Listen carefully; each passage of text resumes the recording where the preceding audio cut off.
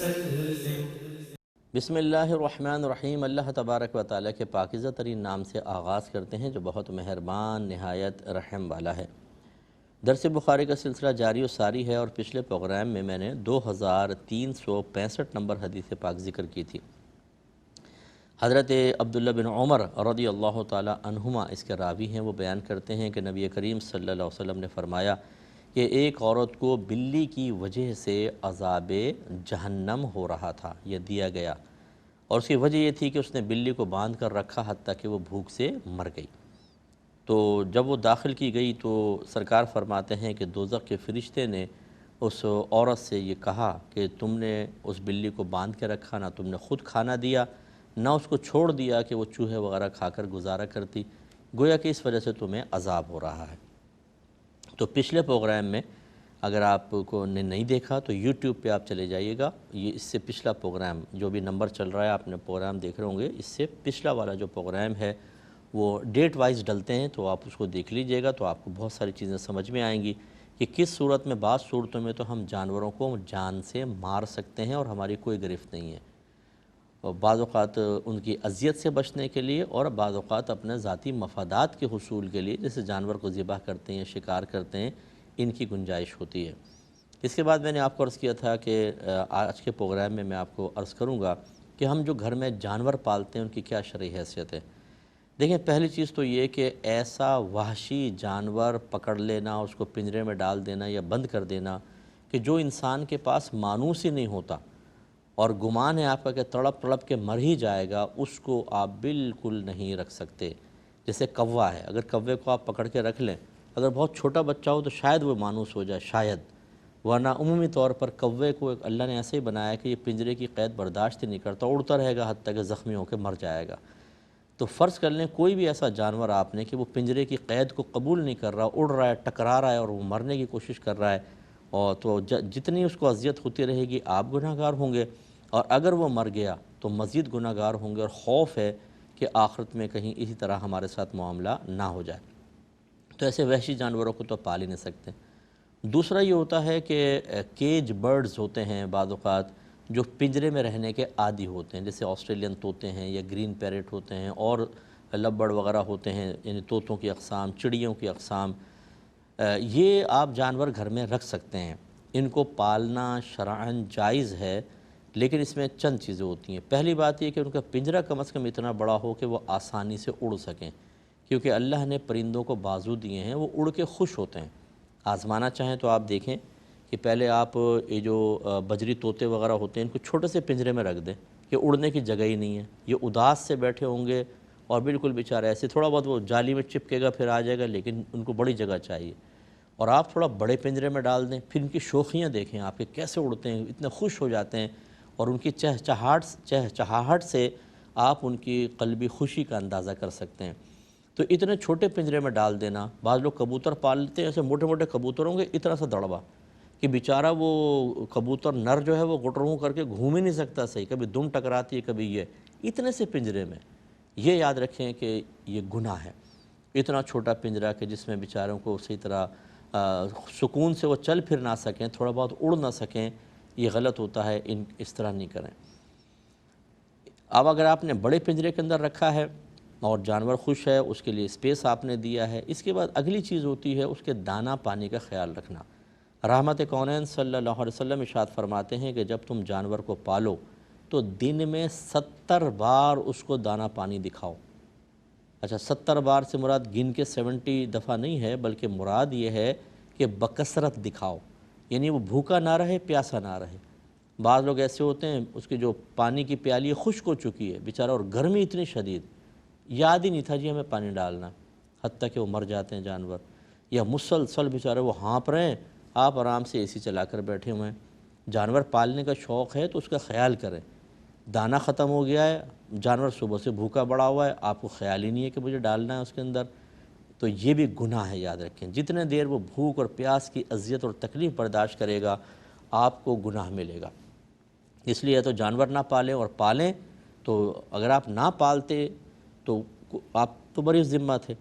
بعض جانور ایسے ہوتے ہیں جو اپنا خود پیٹ، جیسے کبوتر ہے، چھوڑ دیں آپ، خود پیٹ پال لے گا،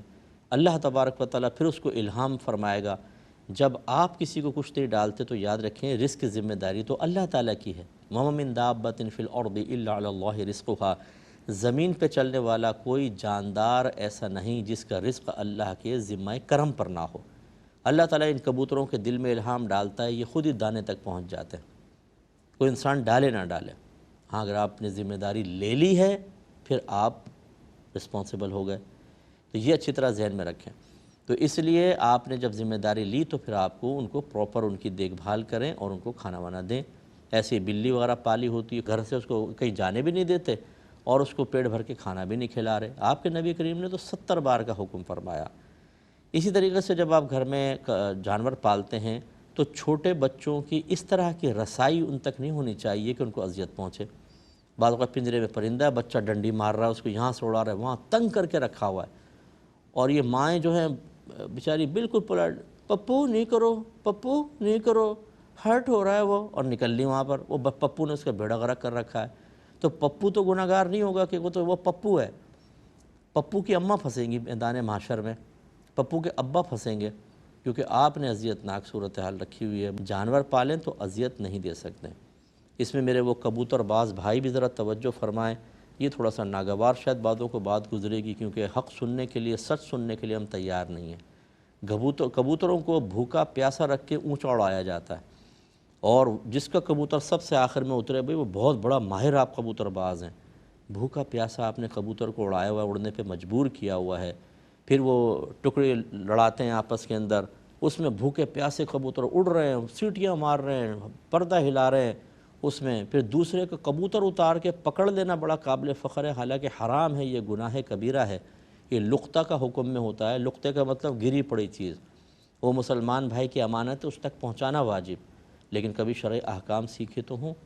تو پھر ان جانوروں کو زیادہ کھلاتے پلاتے اس لیے نہیں ہے کہ ہلکے پھلکے ہوں گے تو تیزی کے ساتھ اڑیں گے، تو ان کو تھوڑا بہت وہ، بلکہ تو پانی ڈالتے ہیں بعض اوقات، تو اس لالچ میں اتر آتے ہیں، تھوڑا بہت دانہ ڈالا، بھوکے پیاسے کبوتر بیچارے۔ تو یہ جو کبوتر باز لوگ ہیں ان کی بھی آخرت بہت شدید خطرے میں ہے۔ یقیناً میں نے جیسے آپ کو عرض کیا کہ جو اس کے شوق میں ہے نا، وہ بیوی کو چھوڑ دیں گے، بچوں کو چھوڑ دیں گے، کبوتر نہیں چھوڑ سکتے، اتنا ان کو شوق ہوتا ہے جو بڑے کبوتر باز ہیں۔ اور جب یہ مریں گے، اللہ آپ کو آپ کی بخشش فرمائے، اللہ تعالیٰ آپ کی مغفرت کرے، آپ ہمارے جو بھی ایسے مسلمان بھائی بہن ہیں وہ مطلب ہمیں اس سے قلبی لحاظ سے کچھ بھی نہیں، ہم تو دعا کر رہے ہیں آپ کے لیے، لیکن مجھے خوف یہ ہے کہ یہ بروز قیامت کبوتروں کے احتساب میں بہت شدید پھنسیں گے، کیونکہ پوری زندگی کا ظلم ہے، پوری زندگی آپ نے دوسروں کے کبوتر اتار کے حرام مطلب یہ کہ معاملہ کیا کہ اس پہ قبضہ کر لیا، حالانکہ آپ کے حق میں شرعاً جائز نہیں تھا۔ اور بعض اوقات یہ ویڈیو بناتے ہیں کبوتروں کے اوپر نا، کسی کی چھت پہ چلے گئے تو جو کبوتر پکڑا ہوتا ہے اس پہ کہتے ہیں جی ماشاءاللہ آپ نے کبوتر پکڑ لیا۔ اب دوسرے کا کبوتر پکڑنا اس کی اجازت کے بغیر یہ حرام اور گناہ کبیرہ ہے، اور آپ اس پہ کلمہ تحسین کہہ رہے ہیں ماشاءاللہ آپ نے کبوتر پکڑ لیا، یہ تو ایمان کے لیے بھی بہت شدید خطرہ ہے۔ تو جتنے یہ ویڈیو بنا کے ہمدردی کے اندر آپ ڈال رہے ہیں یوٹیوب کے اوپر، میں ان بچوں سے گزارش کرتا ہوں کہ بیٹا تھوڑا سا دین سیکھ لیجئے آپ، اگر آپ کچھ کرنا چاہتے ہیں، اپنی ویڈیو آپ چاہتے ہیں کہ لوگ دیکھیں، اس کو یہی شوق ہوتا ہے آپ کا، ورنہ آپ کو کیا فائدہ کسی کی چھت پر جا کے اس کے کبوتر دکھانے کا۔ لیکن آپ جب ایسے کلمات کہتے ہیں تو یاد رکھیں ان پر بھی اللہ کی طرف سے گرفت ہو سکتی ہے۔ رحمت کونین صلی اللہ علیہ وسلم نے ارشاد فرمایا کہ بعض اوقات انسان اپنی زبان سے ایک کلمہ نکالتا ہے اور اسے اس کی برائی یا قباحت کا احساس بھی نہیں ہوتا، اور وہی کلمہ اسے جہنم میں لے جانے کا سبب بن جاتا ہے۔ اس لیے یہ بڑے خطرات ہیں ہمارے اس میں۔ اسی طریقے سے جو کبوتر بیچ رہے ہوتے ہیں نا، اب ان کی اپنی مجبوریاں ہوتی ہیں، بہرحال اللہ، یعنی کبوتر نہیں کوئی بھی جانور بیچ رہے ہوتے ہیں، اتنے چھوٹے چھوٹے پنجروں کے اندر جانور بھرا پڑا ہے، اور وہ بیچارے نہ ان کو دانہ صحیح دے رہے ہیں، نہ پانی صحیح دے رہے ہیں، روزانہ اٹھا کے اندر، روزانہ اٹھا کے باہر، اور بڑی آزمائش ہے اس کے اندر ان لوگوں کے لیے کہ جو مسلسل ایسے جانوروں کے لیے اذیت اور تکلیف کا سبب بن رہے ہیں۔ بتانا ہمارا کام ہے۔ اب آپ کہیں گے صاحب کہ ہم کام چھوڑ دیں، مطلب میں یہ تو نہیں کہہ رہا ہوں کام چھوڑ دیں، لیکن آپ کو بہرحال ایسا طرز عمل اختیار کرنا ہوگا کہ ان کو مسلسل اذیت اور تکلیف سے بچانا تو آپ کی ذمہ داری ہے۔ اگر آپ کہتے ہیں دکان ہی چھوٹی ہے کیا کریں، تو پھر بس یہ ضرور ہے کہ آپ ایک ذہن میں رکھیں کہ بروز قیامت اس کا حساب ہونا ہے۔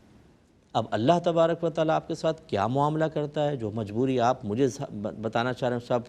دکان چھوٹی ہے، جانوری تو رکھنا ہے، یہی اللہ کی بارگاہ میں پیش کر دیجئے گا۔ اب وہ رب ہے، آپ اس کے بندے ہیں، ہم کوئی سخت حکم اس پہ اس لیے نہیں دے سکتے کہ آخرت کا معاملہ اللہ کے ذمہ کرم پر ہے، چاہے تو عذر قبول کر کے بخش دے اور چاہے تو اس پر سزا جاری کر دے، لیکن معاملہ بڑا خطرناک ہے۔ اچھا، ایسی ایکوریم میں جب آپ مچھلیاں پالتے ہیں ان کا خیال رکھیں، لیکن میں اس کو منع نہیں کرتا ہوں، کیونکہ بعض اوقات ایسا ہوتا ہے مچھلی جاری ہوتی ہے تو وہ ایکوریم کی دیوار سے ٹکراتی ہے، لیکن وہ تھوڑی یہ جو مچھلیاں ہوتی ہیں اکثر یہ ایکوریم میں رہنے کی عادی ہوتی ہیں نا، اور یہ ان کا طریقہ ہی ہوتا ہے، آپ دیکھیں پتھر سے اپنا منہ ماریں گی، دیوار سے مارتی رہیں گی، یعنی تھوڑی تھوڑی چیزیں ذرات وغیرہ حاصل کرتی ہیں، تو ان کے لیے کوئی ایسا باعث تکلیف نہیں ہوتا کہ بلڈ نکل آئے یا ان کو کوئی وہ ہو، تو یہ گنجائش نکلے گی، لیکن اس میں بھی ان کا خیال کریں، آکسیجن کا خیال کیجئے، آپ ان کی فیڈ کا خیال کریں،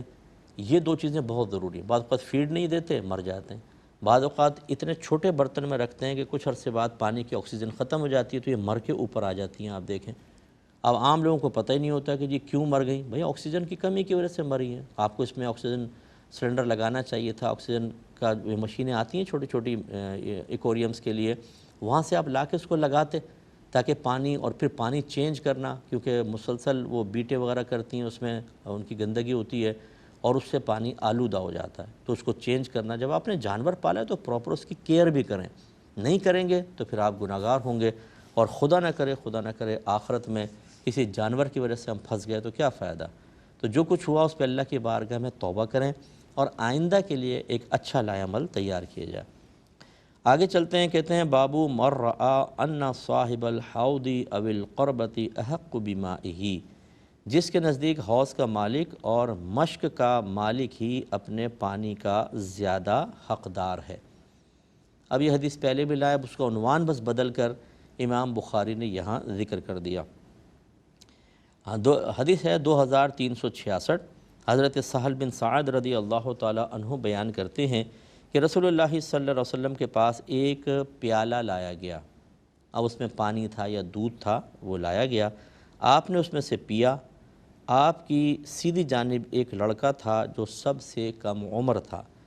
اور معمر حضرات بزرگ حضرات آپ کے بائیں جانب تھے۔ آپ نے فرمایا اے لڑکے، کیا تم مجھے اس کی اجازت دیتے ہو کہ میں یہ پیالہ ان بڑی عمر والوں کو دے دوں؟ تو اس بچے نے جو تھا بڑی سمجھداری سے کہا، لڑکے نے کہا یا رسول اللہ، آپ سے مجھے جو میرا حصہ ملے گا اس پر میں کسی کو ترجیح نہیں دوں گا۔ تو ایک روایت کے مطابق حضرت عبداللہ بن عباس تھے اور سیدھی جانب بیٹھے ہوئے تھے، اور اس پہ میں تشریح پہلے کر چکا ہوں، لیکن مختصراً نئے سننے والوں کے لیے کر دیتا ہوں کہ ادب یہ ہوتا ہے کہ جب بڑا کوئی، یعنی کوئی بھی پانی وغیرہ پیے کوئی چیز، اگر وہ دینا چاہتا ہے تو پہلے سیدھی جانب والوں کا حق ہوتا ہے، وہ چاہے بڑی عمر کا ہو چاہے چھوٹا، اسے دینا چاہیے۔ اور اگر آپ اس طرف دینا چاہتے ہیں یا سامنے دینا چاہتے ہیں تو سیدھی جانب والوں سے پہلے اجازت طلب کر لیں، جیسے میرے آقا صلی اللہ علیہ وسلم نے انتہائی عاجزی کے ساتھ ایک کم سن بچے سے اجازت طلب کی، سرکار چاہتے ان سے نہ پوچھتے، آپ ادھر ہی دے دیتے۔ جو اللہ کے نبی کو کام کریں تو اس پہ کوئی گریف نہیں ہے، لیکن آپ نے ہمیں سکھایا کہ ادب احترام کرنا چاہیے، جو شریعت آداب آپ کو دے اس کا خیال کریں کہ سیدھی جانب والے زیادہ حقدار ہوتے ہیں۔ تو آپ نے بچے سے پوچھا، اور وہاں پر میں آپ کو یہ بھی عرض کر چکا تھا کہ جب کوئی تبرک ہوتا ہے، جب کوئی نیکی والا معاملہ ہوتا ہے، جب کوئی برکت والا معاملہ ہوتا ہے تو اس میں ایثار نہیں کیا جاتا۔ ایثار کا مطلب آپ اپنی ضرورت کو قربان کر کے دوسری کی ضرورت پوری کریں۔ ہاں یہ ہوتا ہے کہ اگر کوئی بزرگ ہے، اگر وہ بچہ اجازت دیتا تو بہت اچھی بات تھی، نہیں دیا تب بھی سرکار نے ان کی گرفت نہیں فرمائی، وہ فوقیت دے دیتے تو چلے اور اچھا تھا۔ چنانچہ جیسے آپ پہلی صف میں بیٹھے ہیں، پیچھے کوئی بزرگ آ گئے، کوئی عالم ہیں، مفتی ہیں، کوئی شیخ ہیں، آپ ہٹ گئے کہ حضور آپ آگے آ جائیں، یہ اچھا ہے، ادب احترام ہے، اور اللہ تعالیٰ آپ کو اس پر اجر دے گا۔ لیکن آپ نے ویسے ہی بیٹھے ہوئے ہیں، پیچھے بھی عام لوگ ہیں، آپ نے سوچا چلو میں ایثار کرتا ہوں، میں ہٹ جاتا ہوں اور پہلی صف میں اس کو نماز پڑھنے دیتا ہوں، یہ ٹھیک نہیں ہوگا۔ پہلی صف میں ثواب سب سے زیادہ ہے۔ نبی کریم صلی اللہ علیہ وسلم نے ارشاد فرمایا اگر لوگوں کو پتہ چل جائے کہ پہلی صف میں کیا ہے، یعنی کیا اجر و ثواب ہے، تو وہ اس پہلی صف میں کھڑا ہونے کے لیے قرآن اندازی کرتے۔ اور ہمارے یہاں سستوں کا عالم یہ ہوتا ہے کہ پیچھے اگر پنکھا کونے میں چل رہا ہے نا تیسری صف میں، وہاں بیٹھ جائیں گے آگے جگہ خالی ہے، بولتے ہیں دوسرے چلے جائیں گے، چھوڑو، اور وہیں کھڑے رہیں گے کونے میں، لوگ آگے بڑھ بڑھ کے صف پوری ہوں گے تو پنکھے کے نیچے نماز ادا کریں گے، ثواب چھوڑ دیتے ہیں۔ اس کے برعکس صرف سمجھانے کے لیے عرض کر رہا ہوں، اگر یہ اعلان ہو جائے کہ جو پہلی صف میں نماز پڑھے گا اسے 5,000، جو دوسری میں اسے 4، تیسری میں 3، 2، 1، 500 روپے، 100 روپے، 50 روپے، تو اب آپ دیکھیں کہ 5,000 والی پہ رش کتنا ہوگا۔ کوئی نہیں پنکھے ونکھے کو دیکھے گا، پنکھا ہے نہیں ہے بھائی، 5,000 ملیں گے نماز کے بعد، لیکن جب ثواب کی باری آئے تو ہم پیچھے بیٹھے ہوتے ہیں۔ اسی طریقے سے بزرگوں کے تبرکات ہوتے ہیں، گھر میں جیسے آپ کے کوئی بزرگ آ گئے، انہوں نے پانی پیا، کھانا تھوڑا سا چھوڑ دیا، یہ بھی میں نے آپ کو بتایا تھا بزرگوں کا طریقہ ہوتا ہے کہ تھوڑا بہت کھانا اس لیے چھوڑ دیتے ہیں کہ صاحب خانہ اکثر تبرک حاصل کرنا چاہتا ہے، کیونکہ جس کھانے میں، جس چیز میں بزرگوں کے ہاتھ لگ جائیں، ان کے ہونٹ ٹچ ہو جائیں، وہ باعث برکت ہوتا ہے، اور اس پہ بھی بڑے ہم نے طویل بات کی تھی پہلے۔ تو اس لیے اگر وہ کچھ چھوڑ دیتے ہیں، اب یہ نہیں ہے کہ آپ نے حاصل کیا تو چلے میں نہیں کھاتا تم لے لو، ہاں اس میں سے حصہ دے دیں آپ، بہت اچھی بات ہے، لیکن اس میں بھی ایثار نہیں کیا جاتا۔ تو اس میں جو حدیث ہے اس سے ہمیں پتہ چلتا ہے کہ پہلی بات تو کہ سیدھی جانب والوں کو پہلے دینا چاہیے، یہ ان کا حق ہے، اور اگر آپ کسی اور کو دینا چاہیں تو اجازت طلب کر لیں، اور اس میں بالکل یہ نہ سوچیں کہ میں اس سے پوچھوں، میں کیوں پوچھوں، یہ چیز نہیں۔ نبی کریم صلی اللہ علیہ وسلم سے بڑھ کر اللہ کے بعد مخلوق میں کوئی بھی نہیں ہے، کسی بھی جہت سے۔ حکومت، مال و دولت، آپ نے بظاہر دولت اپنے پاس نہیں رکھی، لیکن دو جہاں کی نعمتیں ہیں ان کے خالی ہاتھ میں۔ سرکار فرماتے ہیں کہ اللہ تبارک و تعالی نے مجھے دنیا کے خزانوں کی کنجیاں عطا فرما دی، بہت عطا فرمایا، کسی بھی جہت سے کوئی بھی آپ کا مقابل نہیں ہے، لیکن آج ان کے ساری دیکھیے تو یہ ہمیں بھی اختیار کرنی چاہیے۔ اس کے بعد اگلی حدیث ہے 2367 نمبر، حضرت ابو ہریرہ رضی اللہ تعالی عنہ اس کے راوی ہیں۔ وہ کہتے ہیں کہ نبی کریم صلی اللہ علیہ وسلم نے ارشاد فرمایا کہ اس ذات کی قسم جس کے قبضہ و قدرت میں میری جان ہے، میں قیامت کے دن اپنے حوض سے کچھ لوگوں کو اس طرح منع کروں گا جس طرح اجنبی اونٹوں کو حوض سے بھگا دیا جاتا ہے۔ جیسے آپ کا حوض ہے، آپ نے اپنے اونٹوں کو کھولا، ایک دو اجنبی آ گئے تو آپ بھگا دیں گے، بھئی ہماری ادھر سے ہٹاؤ، اپنے وہیں پہ اپنے مالک کے پاس ہی جائیں گے۔ ایسے سرکار فرماتے ہیں کچھ لوگ میرے حوض پر آئیں گے تو میں ان کو ہٹا دوں گا پیچھے، ان کو نہیں دوں گا بلکہ اپنے دیگر امتیوں کو پلاؤں گا۔ یہ کیوں ایسا ہوگا، اس کی وضاحت انشاءاللہ نیکسٹ پروگرام میں کریں گے۔ وآخر دعوانا ان الحمدللہ رب العالمین۔